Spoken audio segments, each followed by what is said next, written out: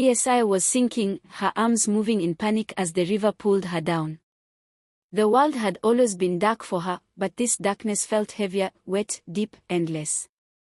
In that moment, as her body went under, she wondered if this was how dreams ended. Esai was a young woman who lived in a busy African town called Ayigya.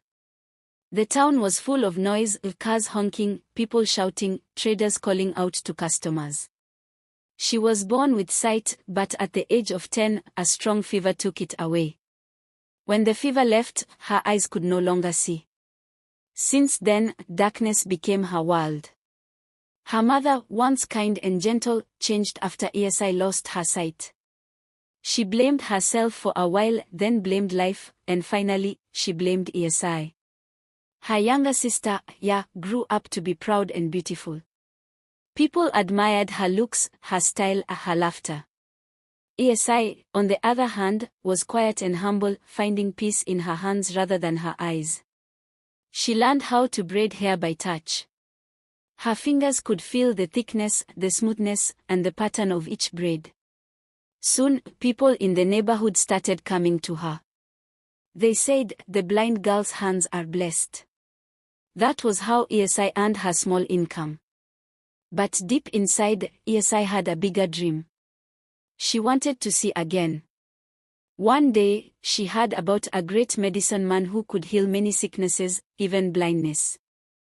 The next morning, Esai told her mother that she was ready to travel to find the medicine man.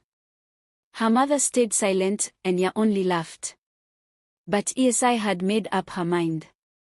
She had saved enough to begin her journey, and she believed God would lead her safely. Before dawn, she dressed up quietly. She tied her pouch of money tightly around her waist and stepped out. Ya, who never woke early, was already up. She offered to walk Esai to the junction, saying she wanted to see her off. Esai smiled, thankful for the kindness she thought her sister was finally showing. The road was quiet. Only the sound of crickets and faraway car engines filled the air. As they walked, the path passed near the river. Ya's steps slowed. She looked around to make sure no one was near. Jealousy had already blinded her heart. Then, suddenly, she pushed Esai hard. Esai lost her balance and fell straight into the water. The river swallowed her whole. The river was cold and wild. Esai tried to cry for help, but her voice was swallowed by the water. Her hands reached out, searching for anything to hold, but there was only emptiness.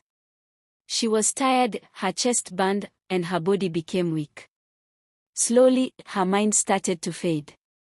She whispered a short prayer in her heart, asking God to forgive her sister. Then everything went quiet.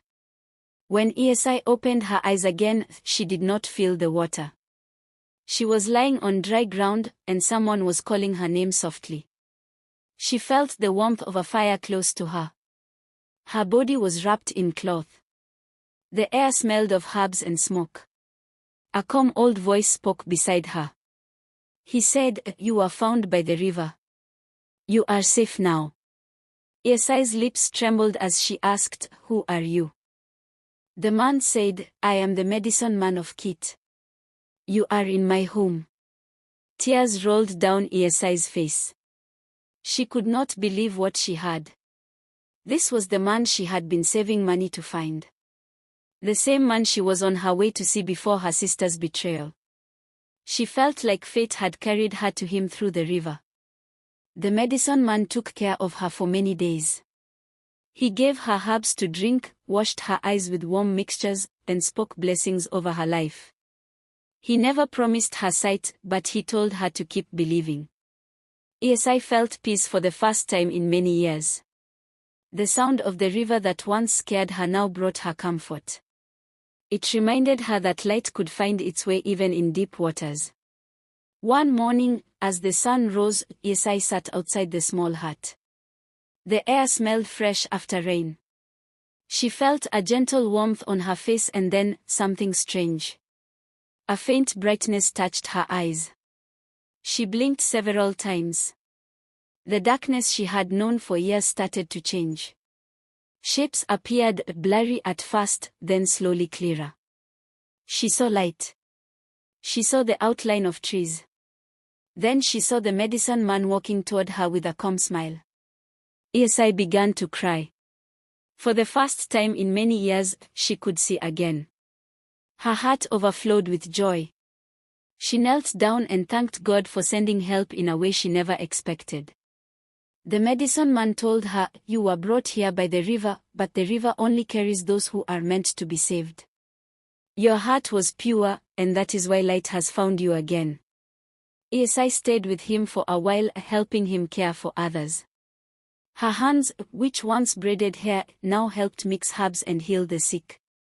Her life had changed completely. Months passed, and Ayigya became stronger and happier. But far away in Ayigya, her sister Ya's life was falling apart. The same things she loved, fashion, luxury, and parties, no longer brought her joy. She became sick. Her body grew weak. Doctors in town could not find a cure.